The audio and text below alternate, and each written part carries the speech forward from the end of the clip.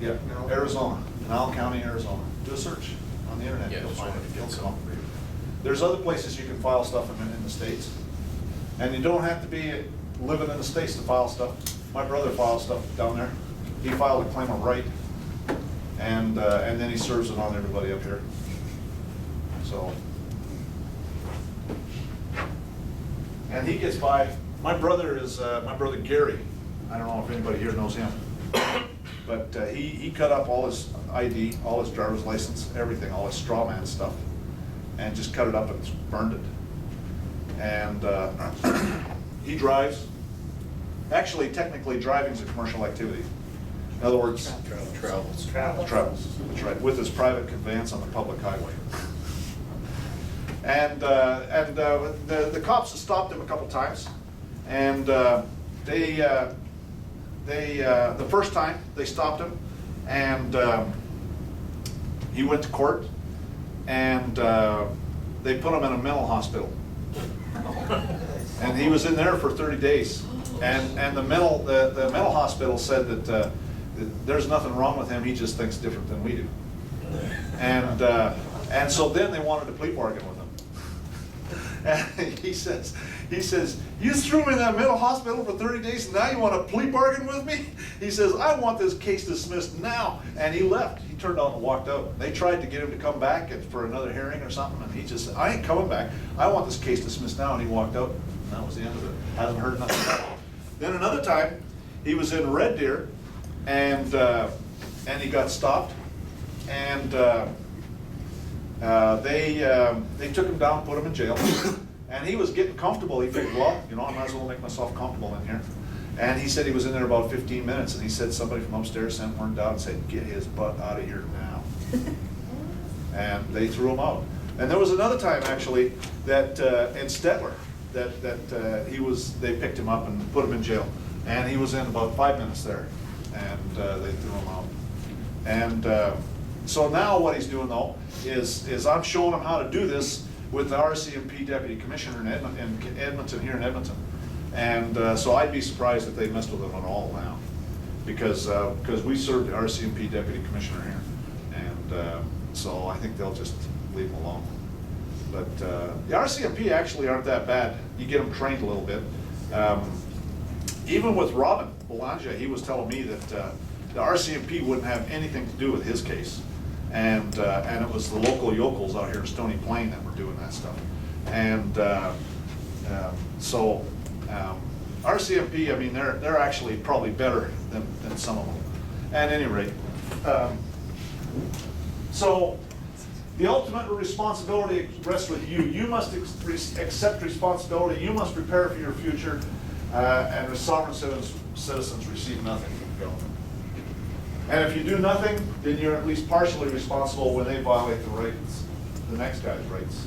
All it takes for evil to succeed is for good men to do nothing. The important thing is do something. It's not necessary to use my forms. You know, my brother did a claim of right. He did a completely different form. He sent it to me to look it over. And, you know, he didn't want to do some of the stuff. He doesn't like to, he has a different way of looking at things, you know. So he didn't want to do some of the stuff that I do, so I kind of helped him with it and, you know, made it so that to try to help him as much as I could. But he's got his own way of looking at it, so everybody's different, you know.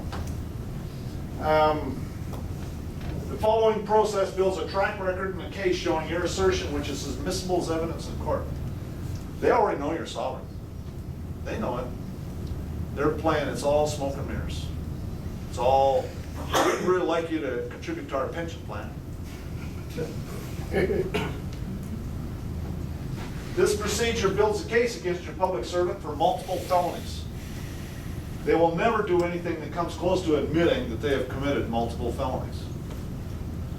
If this procedure is done properly, the system will take care of your problem for you.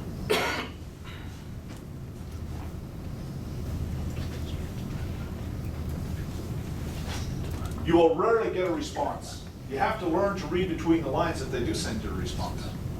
And if they do not send a response, then they have acquiesced. What does that word mean?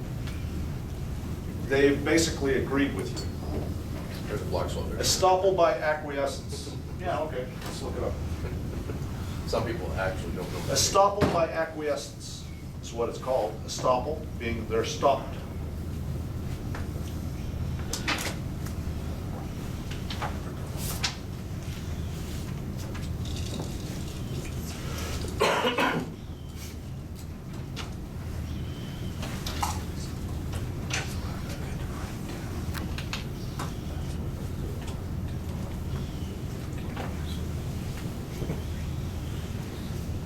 Estoppel acquiescence is a species of estoppel.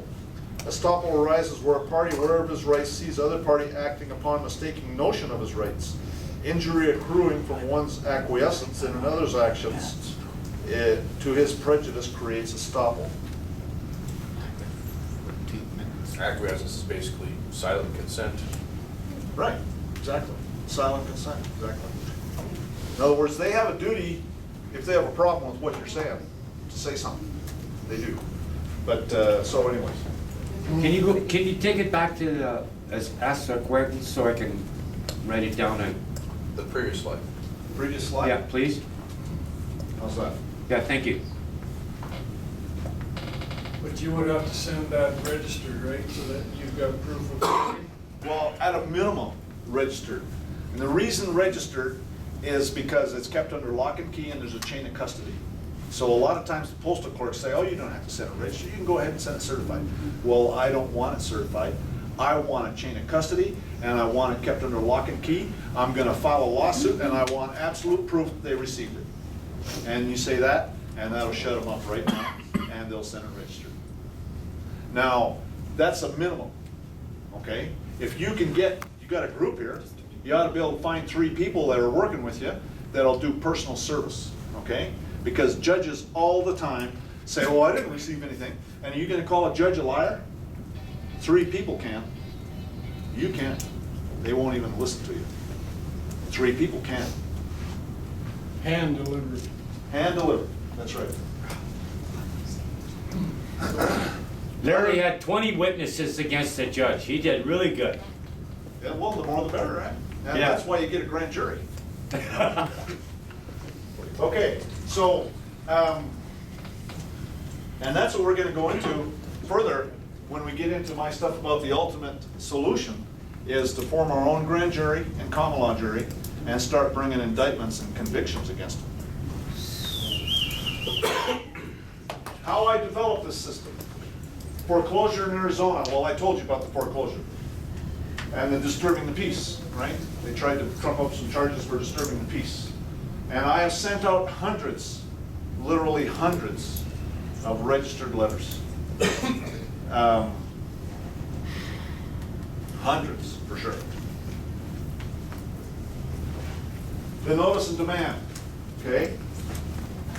This here is just the notice and demand. Although there's an invoice attached, but that's basically it. It's about 7 pages, 7 or 8 pages. This is mine, now yours may be different. But it says notice and demand, it says non-negotiable, it says it's who it's from and then who it's to, and then it's personalized, okay? Every line. This one's to this Timothy Greer, who's a town attorney, okay? So then it says, Timothy Greer, town attorney, I accept your oath of office. Timothy Greer, town attorney, equality under the law is paramount and mandatory by law. Anyways, I go through each of these paragraphs as I go, but it always says, you, Timothy Greer, are noticed of my copyrights. You know, it goes through and it's personalized, and it's got a header and a footer. I mean, everything there is deliberate and calculated. Anyways, the reason it's a notice is because notice is common law. That's common law, is you gotta give notice. What do you think they do with their speed limit signs all over the roads? They're giving you notice. They're check stop signs. They're giving you notice. All of that stuff is notice. And so you give them notice. I don't have to follow your code rules and regulations. You cannot hold them responsible until you give them notice. Sovereign's demand. It is not negotiable or a request. It is a demand. It's now.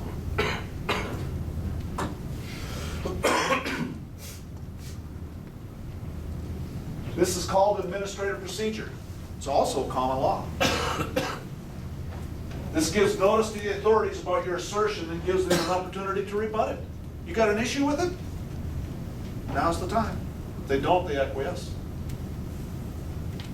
It defeats their presumptions.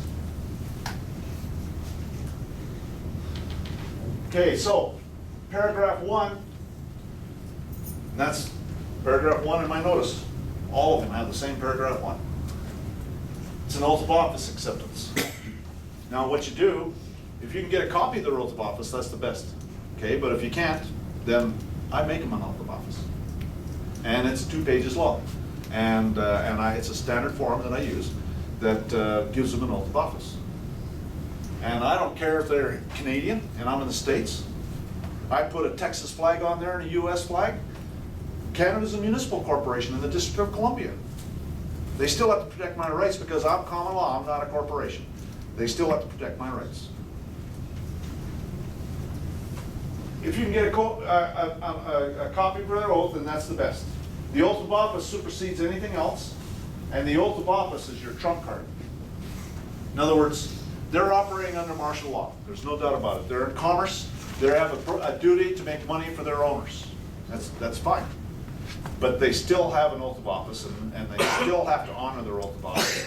And the oath of office supersedes their other responsibilities. And because it's a felony, their responsibility to make money for their owners is not a felony. But perjury of oath is a felony. So that's very serious. That's breach of trust under the Criminal Code of Canada. That's breach of trust. That's also treason. It's a type of treason. Equality under the law is paramount. Remember I told you that my brother got put in a mental hospital? Well, that defeats it. Because that's essentially saying that if you put me in a mental hospital, you got to go there too. And that'll defeat that. They'll never put you in a mental hospital.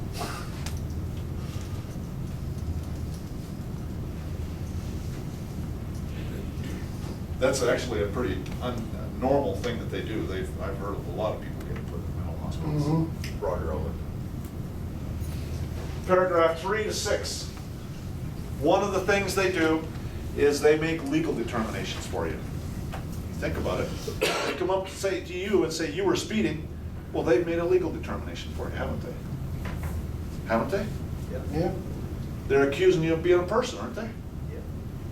So that's a legal determination. How can they make a legal determination for you without representing you? So they've represented you too. Do they have authority to represent you? No. Absolutely not. So they've made legal determinations for you and represented you. And they don't have any authority. But part of it's your own fault because you went and made an application for something. If you don't make application, if there's no record in their system, like some people have actually, like my brother has cut everything up. Well, they can't even find him in their system anymore. So they're not, now it's completely unlawful legal determination. It's not like he's given them anything anymore. He's basically taken all that back. But so again, we got to train them. Copyright. That is probably one of your most powerful tools. Copyright that straw man's name, I'll tell you. And all derivatives thereof. I didn't bring my copyright with me today, but copyright that thing. It's just a common law copyright. You can put a newspaper ad. All I did is I put it in the county recorder's office in Arizona. And, my understanding is that you can record stuff with a PPSA. So up here, I'd record it with a PPSA. If you can take it down there and they'll put it into and record it and give you a copy back with all their stamps and stuff on it showing it's been recorded, then that's perfect. Because now you can send out copies of that thing to whoever decides they want to violate your copyright. Because that's a common law copyright, right there. It's notice. And you send me an email, I can send you Word documents of these, and you can just manipulate them however you want. Of course, they're US, but a lot of it's just common law. A lot of it's pretty straightforward. So you don't really have to make a lot of changes. It's up to you. But a copyright is just claiming copyright. That's all you're doing. I claim copyright. You want to use this name? This is the fee. And what happens even in their system, if they use the name, then it's an offer of contract, right? Isn't that what it is? They use the name. If you tell them, if you want to use this name, then you got to pay me $10 million a pop, and then they use it, well, shoot, that's like a menu at a restaurant, right? Yeah. You say it's cost $5 for a hamburger, and you come in and order a hamburger, well, you agreed to pay the $5, didn't you? So it's the same thing, it's an offer of contract. So you just send them back a letter, I accept your offer of contract, here's your invoice, when are you gonna pay?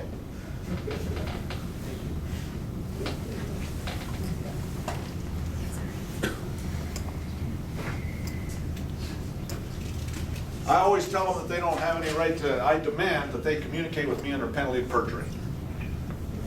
Maybe that's why they never communicate with me, because they can't communicate with me without lying. I don't know, but they never respond. And that's okay. If they're gonna lie when they send me stuff, then I don't wanna hear it anyways. So, you know.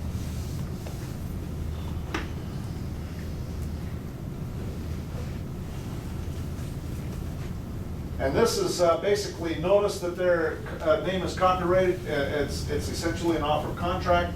All you have to do is accept their offer. Paragraph 9. Does the government of the United States admit there's a straw man?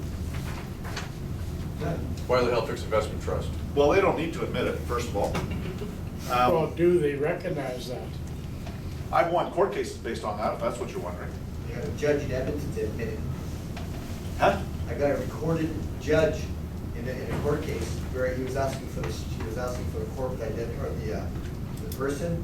So we went up and we said, I have the corporate identity right here. He said, oh, I'm not looking for the corporate identity, I'm looking for the flesh and blood man. There it is. There you go, yeah. I'd like to hear that. Got it. There's actually, Robin Boulanger was showing me some stuff in the, I think it's some military act in Canada that talks about, you know, all block capital letters being war names. There's a name for corporations. There's stuff in some act in Canada. He was showing me that stuff. It was pretty interesting. That's probably Trading with the Enemies Act. Well, that's U.S. Is there a Canadian? I didn't not see, sure. I didn't see any Canadian law on it, but I found something interesting. I found there was some, well, there's lots of these old birth certificates in Canada, the small kind, large kind. Some of them were in all caps and some of them weren't. Right. And I was wondering why that is, but when you flip them over and you look at the number on the back, I found out the number on the back was in the same format as a regiment number. As a regiment number? Yeah. Really? One of the old regiment numbers before they changed them to social insurance numbers and all that. Hmm. Yeah, back That's in, very interesting. back many years ago. Right, before they had to, so a regiment number was a military ID number. It was a basically. military, district, Right? yeah. It was just a 4-digit number?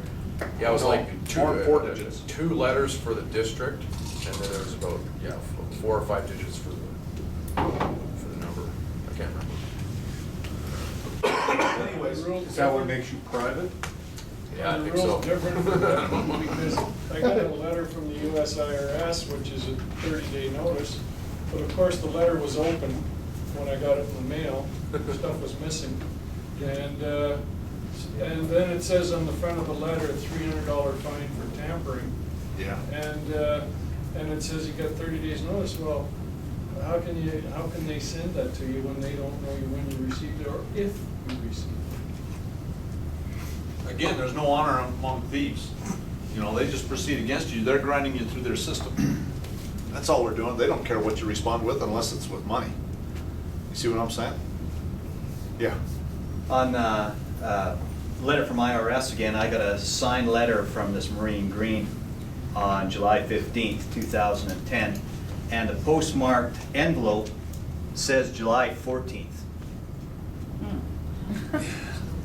Yeah, it wouldn't surprise me. Well, the post office actually, you know, I mean, especially with IRS mail and stuff, it really goes fast. Like that obviously went beyond time warp. Does yours have a postal code? Can you hold for a minute? For me? Does yours have a What's postal that? code on it? Hold for a minute? Okay. My address? Yeah. I- Mine doesn't have a postal code. Piece of yours. Mine doesn't either. Take it. From Miss Green, yeah, I have Right. a postal code. Check the stamp date on that, Emma. Yeah, I think it was day after. You know, maybe we should. And I've got some documents here, some notices that I want to send to, so this one is to Daryl Cambeats, the Camrose Chief of Police. And I need some witnesses. And I'd really like to get about 26 of them, because then I'm essentially telling them that I can convene a grand jury. And so, and all I want is witnesses. I'll read you the witness statement here. It says, we, the undersigned witnesses, who are sovereign living souls, each and every one of us, and inhabitants of the land of Alberta, do hereby certify that we witness the signature of Glenn Winningham, House of Fern, who is also a sovereign living soul and an inhabitant of the land of Texas. That's all you're signing, okay?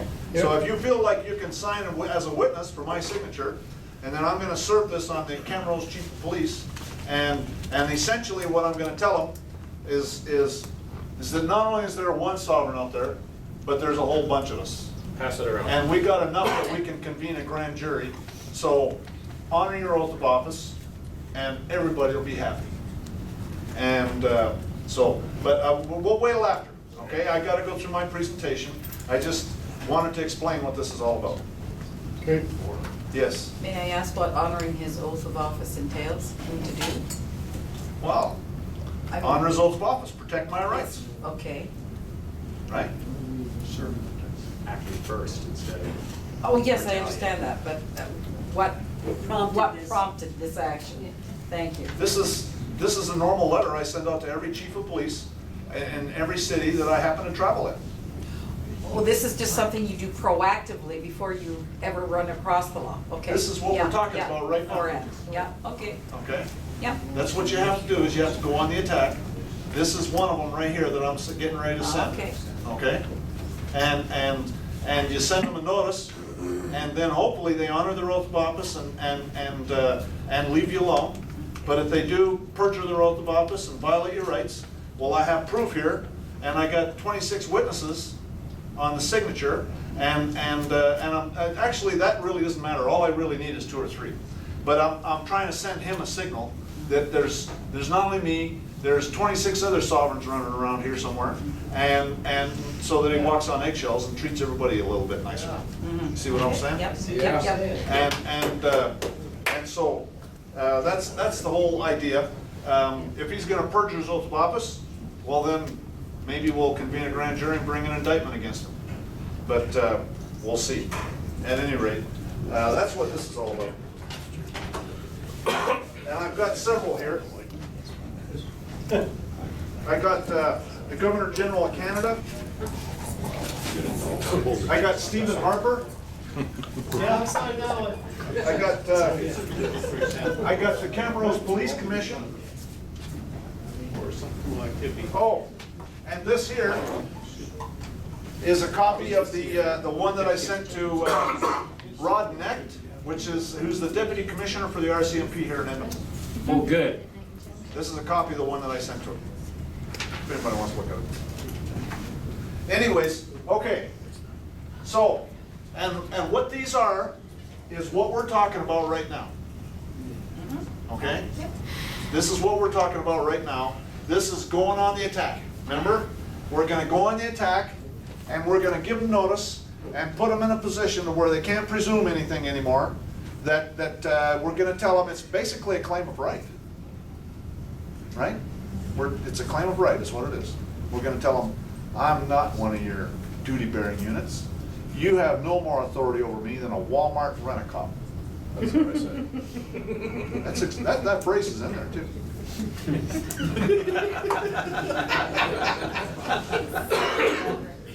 That brings in the Chinese government. Okay, so, moving on.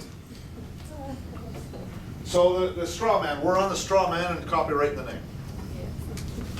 And actually what that paragraph is my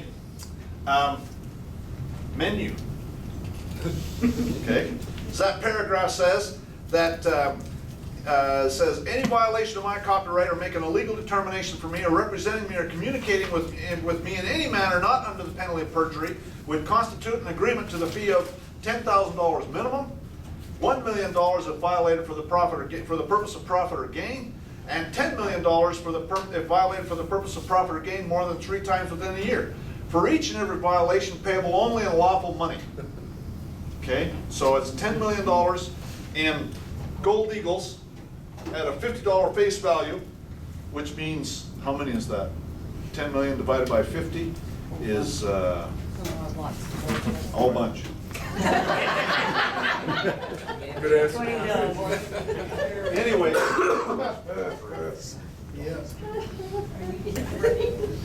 paragraph 10 is talking about the chain of command.